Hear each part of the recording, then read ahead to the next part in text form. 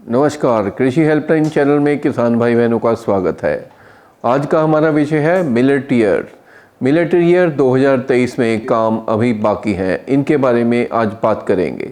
United Nations की food और agriculture organisation ने साल 2023 को इंटरनेशनल ईयर ऑफ मिलेट्स घोषित किया है। मिलेट्स एक खास पोषक तत्व गुणों से भरपूर अनाज है जिनमें high protein, dietary fibre, micronutrients और एंटीऑक्सीडेंट होते हैं। भारतीय कृषि के संदर्भ में इनमें खास विशेषता यह है कि ये सूखा प्रतिरोधी क्षेत्र और अर्ध शुष्क क्षेत्रों में भी आसानी से उगाए जा सकते हैं। मिलेट्स पोषण के लिहाज से भी बढ़िया हैं और जलवायु लचीले भी हैं। तो कौन से कारण हैं जो भारत में मिलेट्स की खेती के प्रसार और उसके उपभोग में बाधा है? आइए जानते हैं। सबसे पहले हमें मिलेट्स की खेती की आर्थिकता की संक्षिप्त रूपरेखा पर ध्यान देना होगा, जिसमें इसकी पैदावार, उपभोग और खरीद पर गौर करना होगा। इसमें MS स्वामीनाथन रिसर्च फाउंडेशन, जो कि मिलेट्स की पैदावार और उपभोग को बढ़ाने पर काम कर रही है, का नज़रिया भी शामिल है। फाउंडेशन का ये मॉडल तमिलनाडु के कोली हिल क्षेत्र में है, जिसका अनुकूलन बाकी क्षेत्रों में भी हो सकता है। भारत में दो तरह के मिलेट्स उगाए जाते हैं, जिनमें मुख्य तौर पर ज्वार, बाजरा और रागी शामिल हैं। छोटे अनाज में फॉक्सटेल, छोटे मिलेट, कोडो, प्रोसो और खलिहान मिलेट शामिल हैं। 2019-20 में पब्लिक डिस्ट्रीब्यूशन सिस्टम और इंटीग्रेटेड चाइल्ड डेवलपमेंट स्कीम के तहत 54 मिलियन टन अनाज उठाया गया। अगर खरीदे गए 20% गेहूं और धान को मिलेट से बदला जाए तो देश को 10.8 मिलियन टन मिलेट की खरीद करनी होगी। 2019-20 में 47.7 मिलियन टन पोषक अनाज की पैदावार हुई, जिसमें ज़्यादातर मकई जो 28.8 मिलियन टन थी, जिसका उपयोग केवल फीड के तौर पर हुआ था। मकई एक नॉन मिलेट फसल थी। ज्वार की पैदावार 4.8 मिलियन टन, बाजरे की पैदावार 10.4 मिलियन टन, रागी और दूसरे मिलेट की पैदावार मिलाकर 3.7 मिलियन टन थी। इन सबको मिला दिया जाए तो मिलेट्स की कुल पैदावार 18.9 मिलियन टन हुई थी। मई 2002 में केंद्रीय स्टॉक में 33 मिलियन टन चावल और 31 मिलियन टन गेहूं था, जबकि पोषक अनाज सिर्फ 4 लाख टन था। अब बात करते हैं कि मिलेट्स की खेती के प्रसार में असली दिक्कतें क्या हैं। पहली दिक्कत है कि मिलेट्स की खेती का क्षेत्रफल पहले से कम हुआ है, और दूसरी दिक्कत है मिलेट्स का कम उत्पादन। पिछले एक दशक की बात की जाए तो इस दौरान ज्वार का उत्पादन कम हुआ है, जबकि बाजरा का उत्पादन स्थिर हो गया है। जबकि दूसरे मिलेट्स, जिनमें रागी शामिल है, का उत्पादन भी स्थिर हो गया है या फिर कम हो गया है। ज्वार और बाजरा का उत्पादन अगर बढ़ा भी है तो बहुत ही मामूली। 2011-12 में ज्वार का औसत उत्पादन 957 केजी प्रति हेक्टेयर था और 2019-20 में यह 999 किलोग्राम प्रति हेक्टेयर रहा। 2011-12 में बाजरा का उत्पादन, जो कि 1079 किलोग्राम प्रति हेक्टेयर था, जबकि 2017-18 में यह बढ़कर 1237 किलोग्राम प्रति हेक्टेयर तक ही पहुंच पाया। इसका सीधा सीधा मतलब हम सबको ये समझ में आता है कि जब तक मिलेट की खेती का क्षेत्रफल और पैदावार नहीं बढ़ेगी, तब तक मिलेट के उपभोग की बातें करना निरर्थक है। MS स्वामीनाथन रिसर्च फाउंडेशन के मिलेट प्रोजेक्ट के 3 उद्देश्य थे: क्षेत्रीय मिलेट वैरायटीज़ में फसल विविधता को बनाए रखना, मिलेट्स की पैदावार और उपभोग को बढ़ाना तथा फार्म इनकम को बढ़ाना। कोली हिल्स के मिलेट प्रोजेक्ट ने कैसे बदली तस्वीर, आइए जानते हैं। चेन्नई के नमक्कल जिले का कोली हिल ब्लॉक, जो कि इस रिसर्च का प्रोजेक्ट एरिया है, यह भारत के पूर्वी घाट में भौगोलिक तौर पर कृषि से जुड़ा एक अलग पारिस्थितिक क्षेत्र है।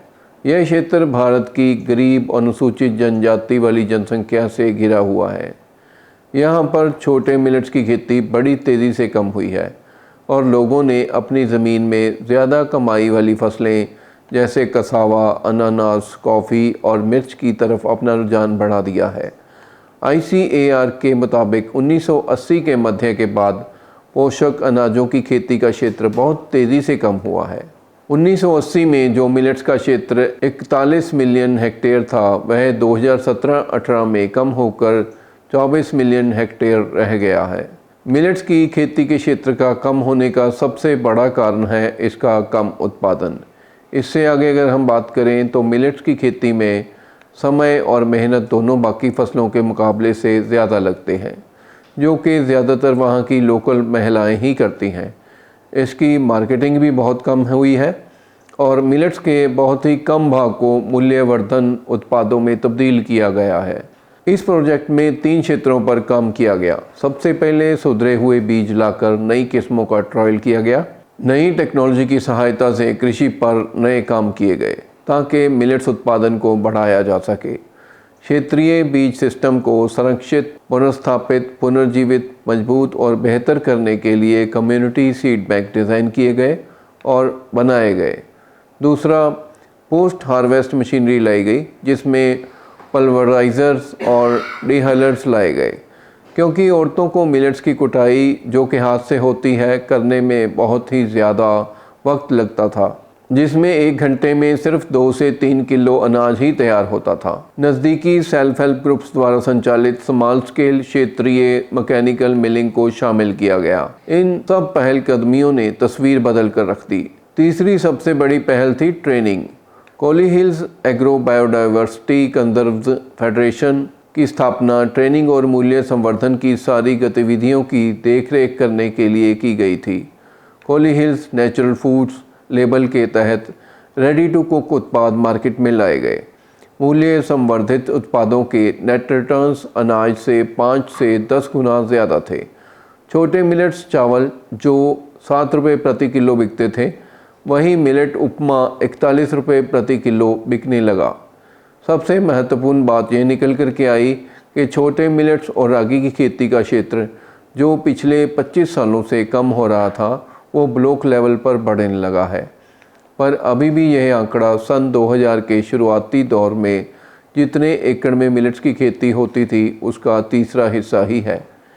बीजों की सुधरी किस्मों, कृषि में नए आयामों जैसे इंटरक्रॉपिंग से उत्पादन में बढ़ोतरी हुई है। मिलेट्स की खेती से आमदन में भी महत्वपूर्ण इजाफा हुआ है। हाथ से कुटाई करने वाले कठिन परिश्रम को अब मिलिंग ने आसान कर दिया है।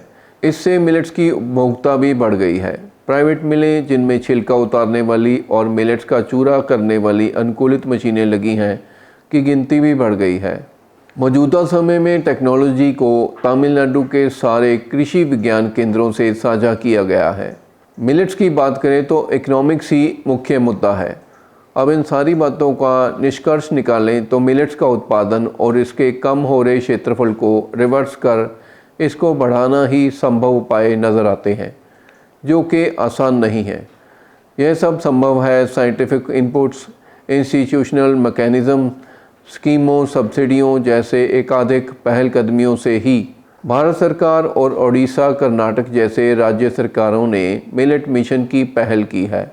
इन नीतियों का स्वागत है, पर जब तक हम मिलेट्स की खेती के आर्थिक पहलुओं पर काम नहीं करते, हम कृषि से जुड़े दूसरे ज़्यादा फायदेमंद विकल्पों से हारी हुई लड़ाई लड़ रहे हैं। पहाड़ी क्षेत्रों और सूखे क्षेत्रों में रह रहे गरीब किसान तभी मिलेट्स की तरफ आकर्षित होंगे जब उनको इसका अच्छा मुनाफा मिलेगा। साथ ही लोगों का पर्याप्त सहयोग ही मिलेट की खेती को फ़ायदेमंद बनाने और पीडीएस को सुनियोजित तरीके से पोषक अनाज मुहैया कराने में मदद कर सकता है। तभी हम अपने देश की ज़्यादा से ज़्यादा आबादी को पोषण के फ़ायदे प्रदान कर सकते हैं। तो आशा है यह वीडियो आपको अच्छी लगेगी और मिलेट के बारे में आपकी इंफॉर्मेशन में इजाफा करेगी। अगली वीडियो के लिए हमारे साथ जुड़े रहिए। तब तक के लिए नमस्कार।